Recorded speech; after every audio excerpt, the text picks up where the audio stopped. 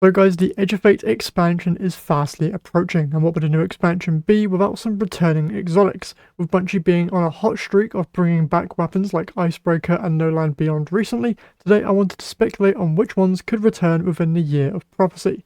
Now, the exotics in this video have been chosen because I think they have either some story relevance, fit the expansion's theme, or would just be a nice addition, and I'm sorry in advance if your favourite D1 exotic is not included in this list. But feel free to leave what exotic you would like to see return in the comments.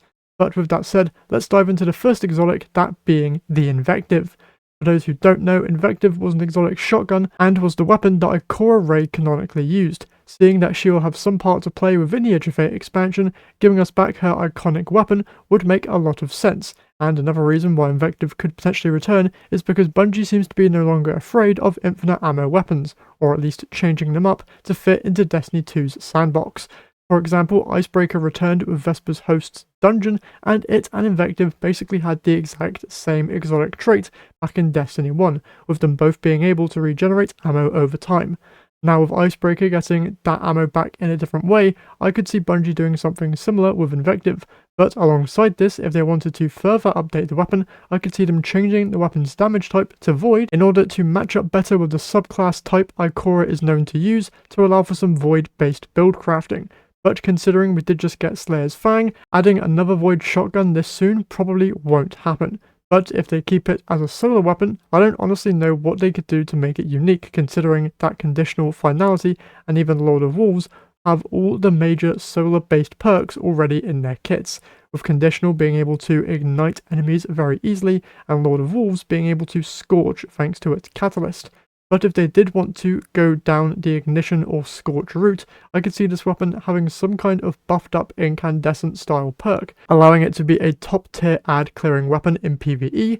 Then they could tie in ammo regeneration to maybe how many enemies are defeated via ignitions or something along those lines. Or if they wanted to keep the weapon in line with Ikora's past in the Crucible, I could see them potentially making this exotic just a very good PvP shotgun, with perks that boost range, handling, and maybe even target acquisition. Moving on to the next exotic, let's talk to Lalok. Now while this weapon doesn't have any lore reason for being brought back, just looking at the design of this weapon, I could see this weapon fitting very nicely in with the aesthetic of Kepler, with all the people on this destination most likely being researchers or scientists of some kind. I can easily see them recreating this weapon in some way. Also, this has been an exotic that people have wanted back in the game for a while now, so I think it's about time. Now, for what updates it could receive, back in Destiny 1, its major perk gave this weapon better handling, rate of fire, and stability when the user's super is fully charged. If they wanted to have it keep this functionality, then I could see them maybe doubling down, allowing the weapon to gain additional benefits depending on the damage type of the super you have equipped. For example, once your solar super is fully charged, your shots now scorch enemies with headshot final blows causing an ignition. For arc supers, your shots would apply jolt and final blows could cause blind. And to help with super regeneration, maybe the weapon could also get the perk Fresh via a catalyst or something like that, so that you can get the weapon to that buff state quicker. One issue I can see though is because of rally flags existing. Getting this weapon into its enhanced state in raids or dungeons would be very easy, but considering you have to hold onto your super in order to gain this crazy benefit, I think it would be a worthy trade. For this next exotic, I'm looking a little bit past the Edge of Fate expansion and focusing on the Ash and Iron update coming in September. For this Rise of Iron themed update, Young Wolf's Howl immediately comes to mind, as this was the exotic sword that we got for completing the Rise of Iron campaign. And with us returning to the same destination that was added within this expansion, that being the Plaguelands, seeing this exotic return would make a lot of sense. Back in Destiny 1, this weapon didn't really have that much going on, with its main perk allowing you to generate an eruption of solar damage that weakened and caused damage over time. Now, this weapon's weaken effect, with it being a solar weapon, would most likely be removed, as weaken is now tied into the void element, and its damage over time could be easily adapted into Scorch. Now, for the eruption that this sword generated, I personally don't remember it being all that grand or eruption-like. It was more like a line of fire that then ended in a small explosion of solar energy. So my idea is to have this eruption be turned more into a flaming tornado, or more realistically, just a much larger sunspot-like effect that we see on Solar Titan. This could be a cool exotic that Titans are able to then get an additional benefit from, similar to how Thorn and other weapons of sorrow work with Warlock's necrotic grips, and how Celestial Nighthawk pairs with Still Hunt. My guess would be that this updated version of Young Wolf's Howl would pair very well with Titan's Phoenix Cradle exotic boots, which further boost the benefit you get from sunspots. Next, let's take a look even further into the year and talk Renegades. For this next exotic, I mainly think it could return for two reasons. One, it would fit visually very easily into the Star Wars aesthetic, and two, once again, a lot of people have been wanting this weapon to return for a while. This being Pocket Infinity. Now, just on the design of this weapon alone, this thing straight up looks like a weapon from Star Wars, and you can't convince me otherwise.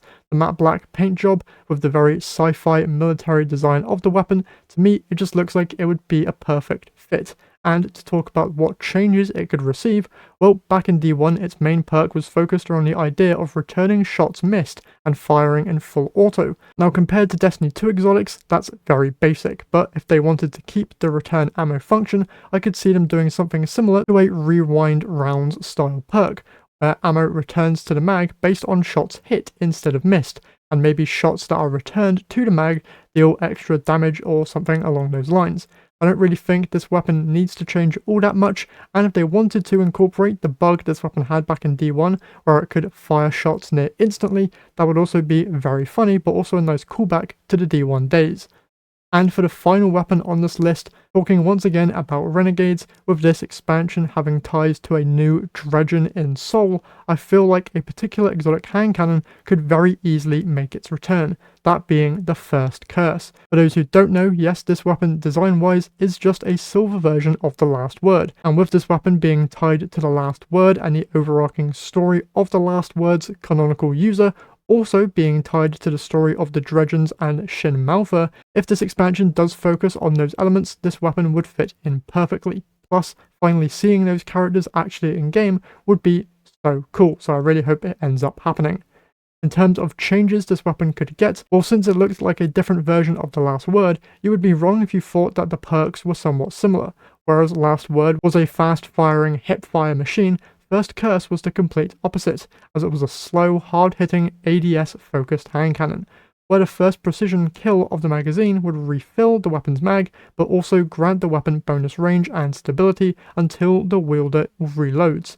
To keep it in line with its precision kill focused past, giving this weapon some kind of damage boost based on the number of headshot kills until you reload would be a very nice addition, and if it were to keep its auto reload functionality as well, would be a great help in completing the loop of getting a headshot, then reloads the gun and grants additional headshot damage, and maybe some bonus target acquisition as well. And those are my picks for the top 5 exotic weapons I'd like to see return in the Year of Prophecy. But what do you guys think? Is there another weapon that I missed that could fit nicely into one of these upcoming updates? If so, be sure to leave them down in the comments. And whilst you're there, if you enjoyed the video, if you could leave a like and subscribe to the channel, I'd very much appreciate it, as I'm trying to hit 2k subs before the Edge of Fate launches. But either way, that's it from me here today, so I hope you guys enjoyed, and I'll see you all in the next one.